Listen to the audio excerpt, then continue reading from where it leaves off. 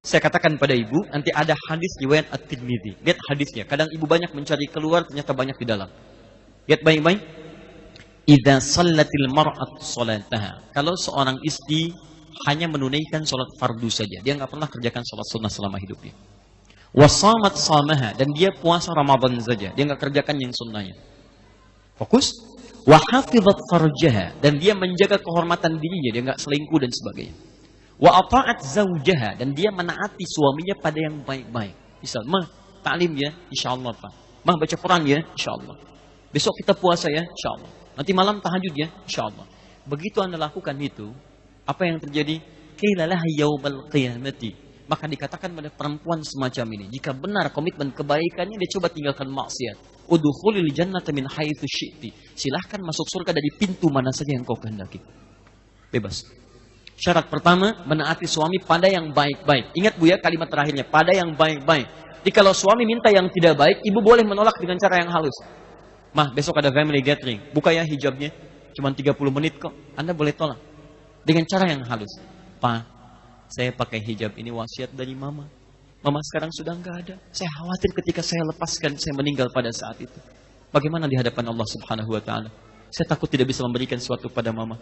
Nggak apa-apa, Pak, mungkin jadi jalan dakwah untuk kita. Kan rezeki di tangan Allah Subhanahu wa Ta'ala. Bismillah, jangan. Boleh dengan cara yang halus. Anda boleh tolak dengan cara yang halus. Ustaz, kalau kasar boleh nggak? Apa? Itu coba simpan pelan. Nah, sekarang fokus ya, fokus. Fassalihatu qanitatun hafizatun lil ghaibi bima hafizallah. Ini poin penting. Dan dia menjaga nama baik keluarganya, terutama suaminya, terkhusus ketika tidak sedang bersamanya, yang telah Allah tutup aib rumah tangganya. Di ayat ini ingin mengatakan dua hal. Satu, kalau ada aib rumah tangga terbuka keluar, kata Quran, Anda jangan salahkan yang menyebarkan. Anda koreksi diri dulu. Kata Allah, saya sudah tutup, kenapa kamu buka? Di ayat ini ingin menegaskan, sepanjang kita nggak buka persoalan keluarga keluar, maka akan ditutup oleh Allah sampai kita kembali kepadanya. Kecuali kalau hal untuk konsultasi yang tidak atur di ayat 35-nya. Dengan orang-orang yang benar. Tapi hebatnya, perhatikan, ini yang paling indah. Fokus. Hafizatun lil ghaibi. Kenapa? Menjaga citra rumah tangga dikhususkan pada perempuan, tidak pada yang lainnya. Karena tadi dia punya sifat nisa. Dia bisa mudah menceritakan apa yang dirasakan. Judulnya mungkin pengajian. Ukti, apa kabar? Jeng, apa kabar? Baik, alhamdulillah. Sehat, sehat. Suami bagaimana? Di situ masalahnya ya. Iya, saya juga begitu ya. Datang satu lagi. Kenapa? Nggak nyangka ya? Nyangka. Kumpul. Nah ini. Dan di situ sumber masalah. Kemudian yang saya perlu ingatkan lagi, jangan berkeluh kesah di medsos. Sebagian orang ada masalah sedikit ganti status. Ada masalah sedikit ganti status di WhatsApp, di grup WhatsApp semua orang lihat. Statusnya ganti, lagi diomelin suami, ganti status. Lagi diomelin istri, ganti status. Akhirnya aib keluarganya terbongkar.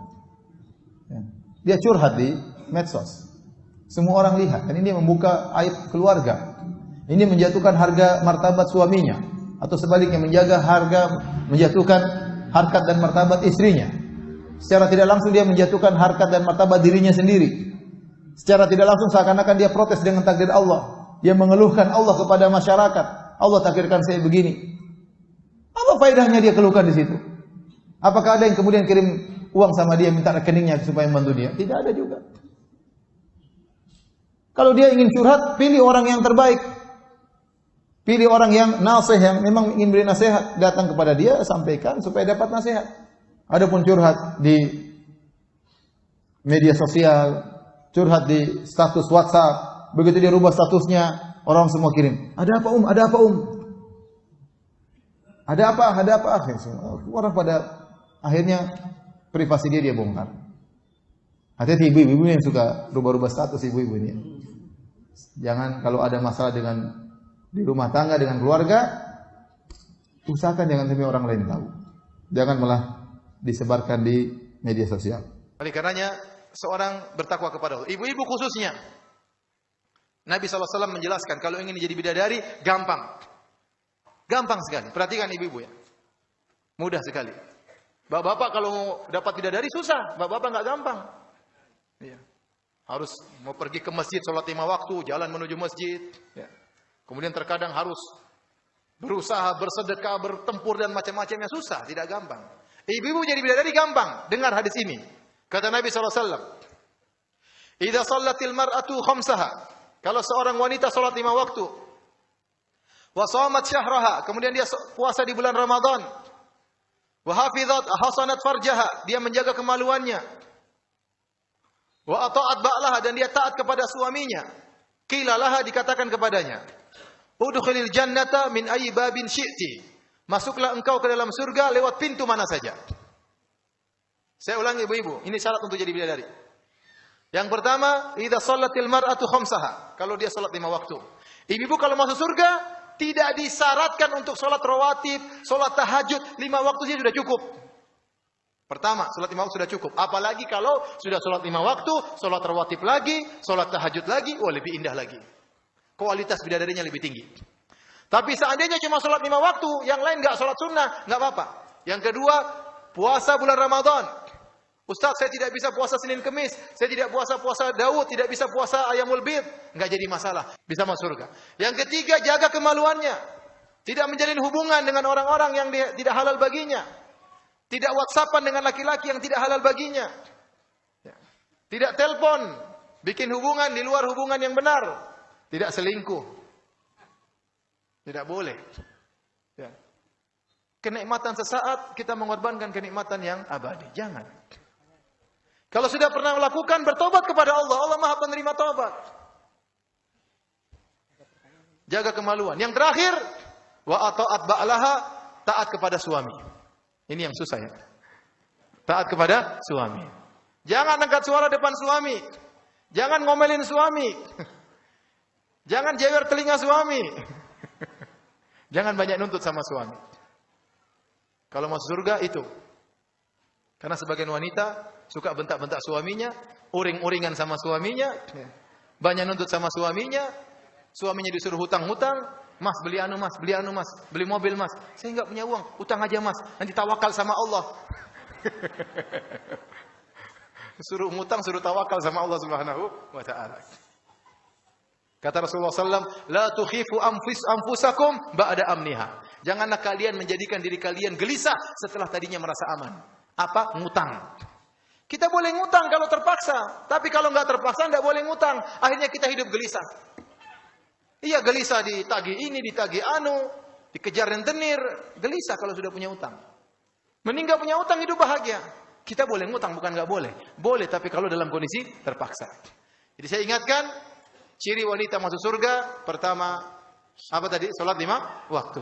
Yang kedua, puasa bulan Ramadan. Yang ketiga apa? Jaga kemaluan. Bapak-bapak diam, saya ingatkan bapak-bapak, ibu. Yang keempat, saya ulangi apa? Masya Allah, taat pada suami ya.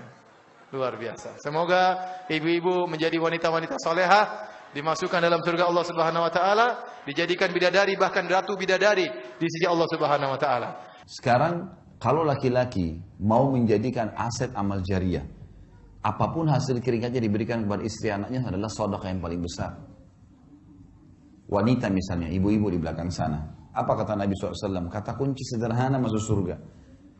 Wanita, istri manapun yang menjaga 5 waktu sholatnya, kemudian berpuasa Ramadannya.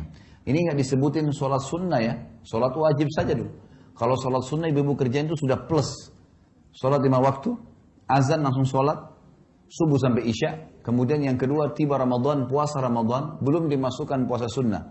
Dan dia mentaati dan melayani suaminya pada hal yang ma'ruf. Ma'ruf ini maksudnya bukan melanggar agama. Kecuali pada saat dia meninggal, dia boleh masuk, dia boleh pilih 8 pintu surga yang mana dia mau masuk. Hanya 3 hal saja. Sederhana sekali kita bisa menjadikan rumah tangga kita sebagai aset amal jariah. Mudahnya seorang istri masuk surga kalau bisa ambil ridhonya suami. Makanya kebiasaan-kebiasaan buruk bu jangan dilanjutin. Suka ngecek handphone suami itu buang tuh ya. Ibu ngecek handphone suami, ibu nemuin 10 kesalahan suami, ibu nggak nanggung dosa. Justru suami ngecek handphone istri, nemuin 1 kesalahan, yang tanggung dosa ya suami. Berarti yang harus ngecek siapa? Waduh, nggak berani saya singa jadi anak kucing. Semangat di awal dong.